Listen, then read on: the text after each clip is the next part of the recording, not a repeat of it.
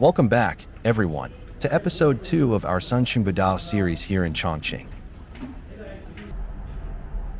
Today, we're continuing our descent further into the heart of this historic stairway.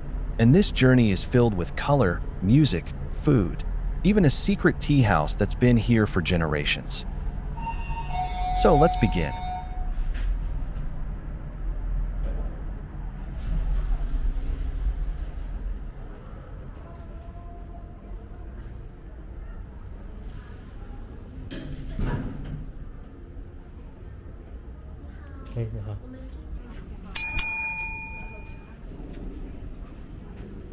As we start our walk today, the first thing that captures our attention is a striking red wall.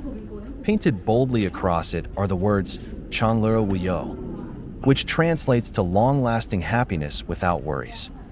The characters are large, almost playful, but the red backdrop gives them a sense of solemnity as well. This wall isn't just decoration. In Chinese culture, red symbolizes luck, vitality, and prosperity. The phrase feels like both a blessing and a reminder that life here is about resilience and joy, no matter the hardships.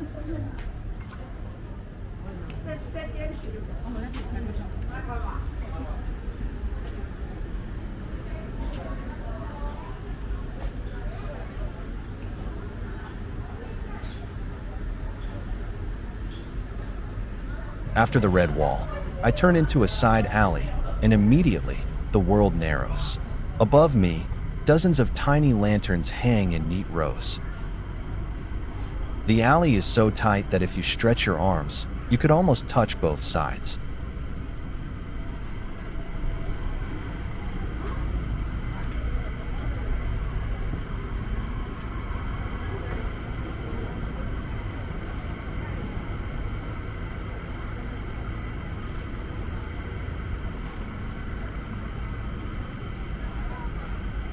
Exiting the lantern alley, I'm met with a descending stairway that feels almost enchanted.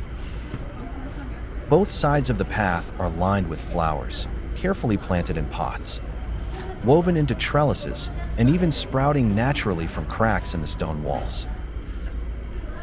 The air smells faintly sweet, mixing with the earthiness of damp stone. The walls of the alley are textured with peeling paint and patches of moss, reminders of how old these paths are.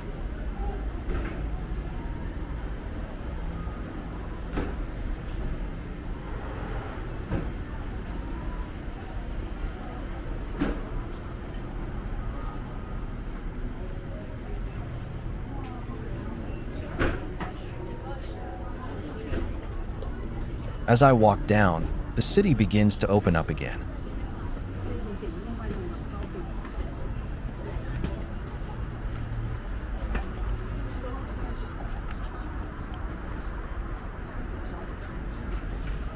The sunset is draping itself over Chongqing, tinting the Yangtze River below in warm tones. Shancheng Budao is not just stairs, it's a balcony to the city. Each landing gives a new perspective. Layers of history above, the buzzing modern skyline below. I can't help but pause and just watch how the sun makes the glass of skyscrapers shimmer. In the distance while here, in the old alleys, everything is bathed in a soft, fading light.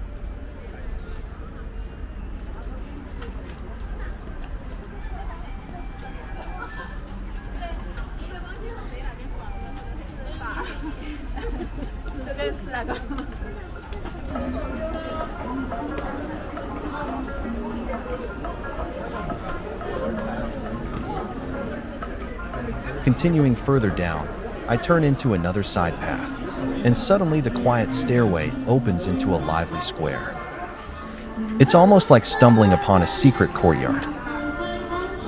The ground is paved with stone, framed by low buildings turned into trendy cafes and shops. But what brings it all alive is the music.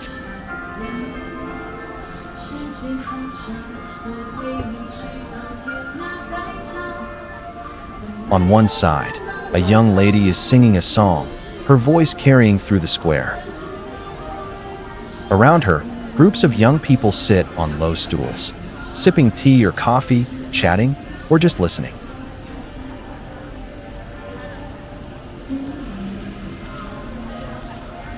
The whole atmosphere feels bohemian. Old Chongqing architecture reimagined as a creative hub for the younger generation.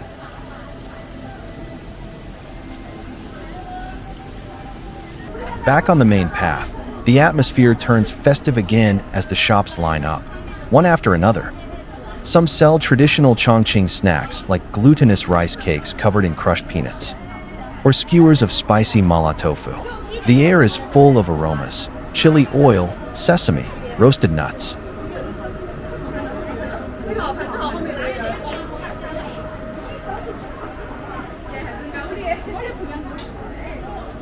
I stop at one stall where a girl is shaping freshly made sweets.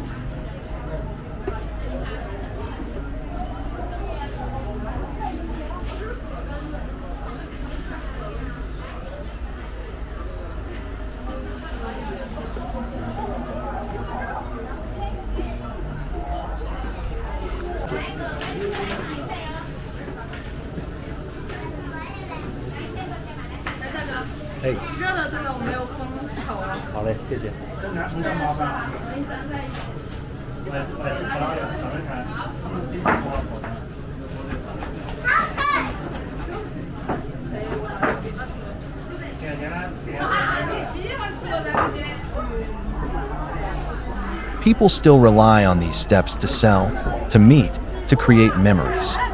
It reminds me of how Shancheng Budao isn't just a path for tourists, it's a living community. Even though modern malls and delivery apps dominate Chongqing, here, the old way of doing things still survives. Then, almost hidden away on the left, I notice a small path. I duck inside, and suddenly, it feels like I've entered a different era. Changler Yongkang Chagan, Changle Yongkang Tea House.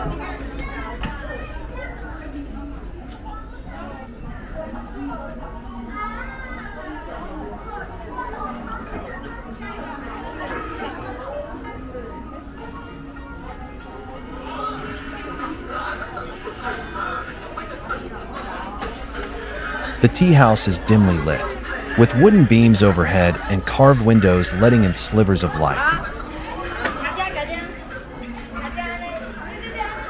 Antique furniture fills the room: long wooden tables, stools polished from decades of use, and porcelain teapots lined neatly on a shelf. The scent of tea leaves lingers in the air: earthy pu'er, floral jasmine, roasted oolong.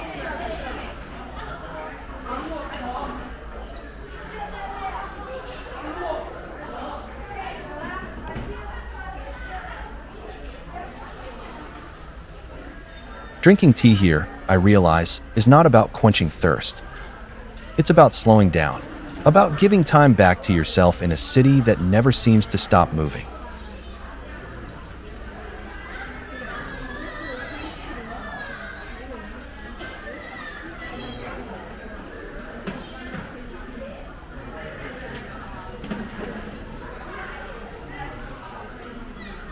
The tea house is a reminder that even in Chongqing, a city of neon and skyscrapers, traditions like this still hold their ground.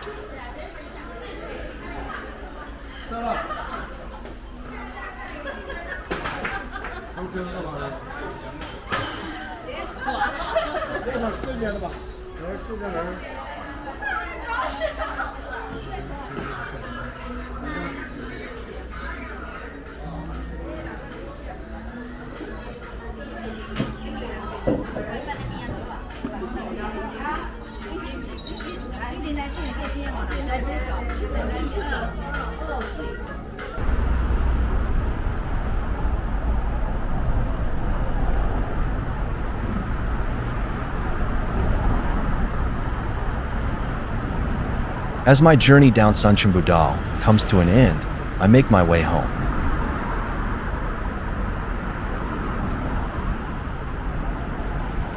On the return path, the stairway opens up, and suddenly, I'm treated to a breathtaking view: the river winding through the city, its surface reflecting the last streaks of sunset.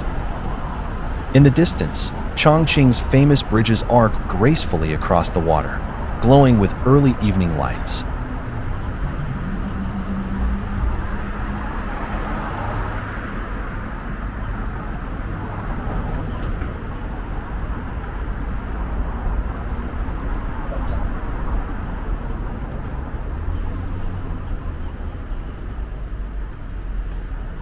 This view feels like a reward. After walking through history, culture, food, and music, I now get to see the city in its full modern glory. Chongqing, after all, is a mountain city, a river city, and a city of lights. And Shancheng Budao is one of the rare places where all of those identities come together.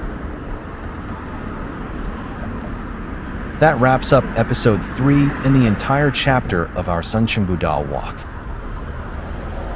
Thank you for joining me on this journey. Before our next adventure, I hope you enjoy every day.